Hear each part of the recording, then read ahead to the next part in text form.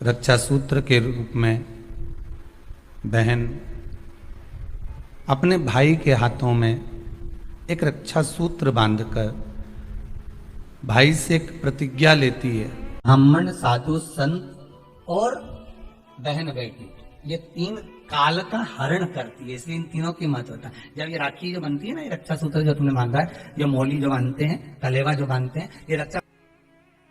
आप नारियल का गोला दो 50 बार दो, 10-10, 20-20 गोले दे दो, 50-50 गोले दे दो, मना नहीं है, हैं 2-4-8 झोला भर के दे दो, हम वो भी मना नहीं करे, एक बोरा भर के दे दो, उसका मना नहीं। पर श्रीफल की मूलता है, यहाँ नारियल का जो श्रीफल है उसकी मूलता है।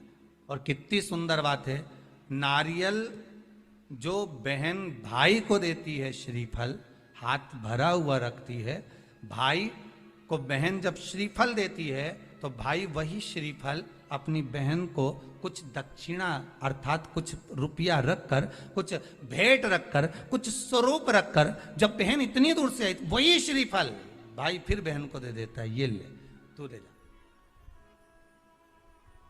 तू रख ले। पर बहन उस श्रीफल को लेकर नहीं जाती है, बहन क्या कहती है, नहीं नहीं तुझे रखना पड़ेगा, तू रख। तो दो चीज में से जब श्रीफल भाई भेंट रख कर देता है अपनी बहन को, तो बहन श्रीफल वहीं भाई के घर छोड़ देती है, भेंट का कुछ भाग लेकर चल देती है। ये बहन का प्रभाव। रक्षा सूत्र को लोगों ने बिगाड़ दिया आज के जमाने में, तो रक्षाबंधन का भी महत्व लोग नहीं जानते कि कैसे रक्षा सूत्र बनना चाहिए, कैसे रक्षाबंधन होना चाहिए, उसका भी विशेष महत्व होता है भाई, उसकी भी मूलता होती है। और एक बात कहूंगा आज रक्षाबंधन पर, आपको अच्छी लगे तो आप स्वीकार करना, ना लगे तो आप छोड़ देना। वैसे भी सीहोर वाला महाराज ताड़ी तेड़ी बोले ही बोले है, उसमें क्या दिक्कत, तो बोलने में तो कोई पीछे हटूंगा नहीं।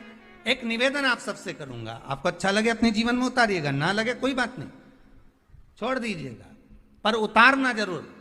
बहन से प्रॉपर्टी के चक्कर में कितना भी झगड़ा चल रहा हो, बहन का भाई से एक मकान के चक्कर में कितना भी झगड़ा चल रहा हो, संपदा के चक्कर में कितना भी झगड़ा चल रहा हो, तो भी निवेदन करूंगा, बहन और भाई तुम खूब लड़ो प्रॉपर्टी और जमीन के लिए, पर रक्षाबंधन के दिन कम से कम एक दूसरे के नहीं भी जाओ तो फोन लगाकर जीजी और बहन भाई से, भाई बहन से एक बार तो बात कर लो, क्योंकि धन अपनी जगह रह जाएगा साहब, वहां धन नहीं जाने वाला, आपका व्यवहार जाने वाला, आपका प्रेम जाने वाला। माना उसने कुछ भी करा हो, अदालत में केस लगा दिया हो, 25 केस चल रहे हो अदालत में, 50 बार तुम्हें पेशी पर जाना पड़ रहा हो, 50 बार झगड़े हो गए, 50 बार तलवार लेकर खड़े हो गए, डंडे लेकर खड़े हो गए, एक दूसरे को मारने को तैयार हो गए, पर निवेदन है, एक माता के गर्भ से तुम जन्मे हो, कम से कम उस माता के दूध का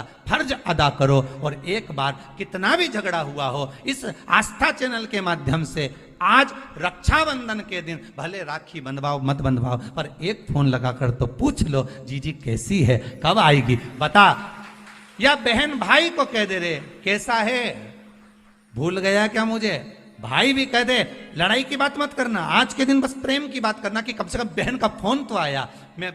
मेरा मन कहता है, मेरा दिल कहता है कि शायद दिवाली पर जितनी आतिशबाजी नहीं हुई होगी उतनी आतिशबाजी आपके दिल में होगी, कि जिससे केस चल रहा है वो फोन लगाकर पूछ रहा है कि भाई ने पूछा बहन से, बहन ने पूछा भाई से कैसे हो, भाभी से बात कर लो, थोड़ा बच्चों से बात कर लो। माना अदालत में देखा जाएगा, लड़ाई झगड़े सब होंगे, सब कुछ होगा, कौरव और पांडवों की कथा तो देखो रे कितनी सुंदर है,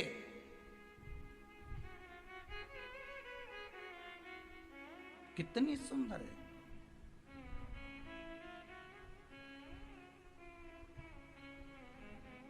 पांडवों की बहन सुभद्रा राखी बांधने कौरवों को जाती है, कौरवों की बहन राखी बांधने के लिए पांडवों को जाती है। जरा विचार करिए,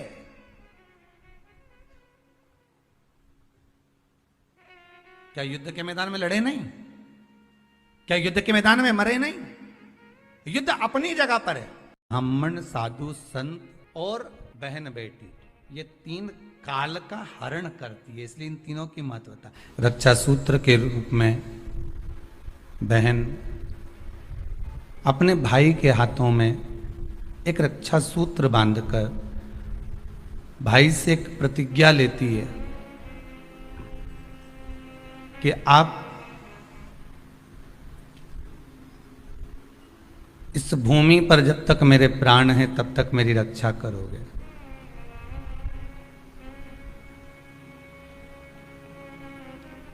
कोई बहन अपने भाई के ऊपर कोई बीमारी नहीं देख सकती, कोई रोग नहीं देख सकती, और ना भाई बहन को रोगग्रस्त देखना चाहेगा।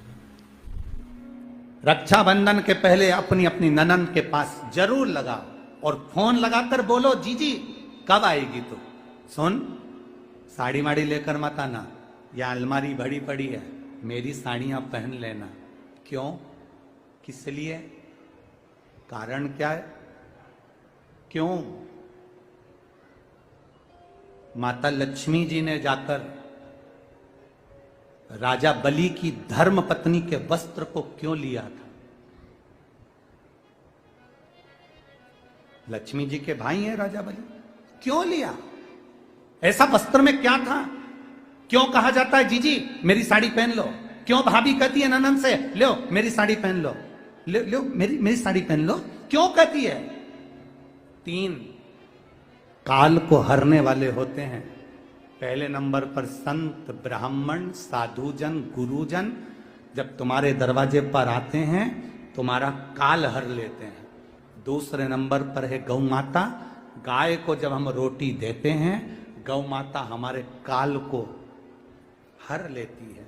तीसरे नंबर पर है बहन बेटी, जब हमारे यहाँ आती है और हम कह देते हैं जीजी ये मेरी साड़ी है पहन लो, घर से साड़ी लेकर मत आना, जब हम उसको साड़ी पहनने को दे देते हैं तो एक ननन बहन बेटी ऐसी होती है जो अपने भाई के घर के काल को भी हर लेती है, वो बहन बेटी होती है।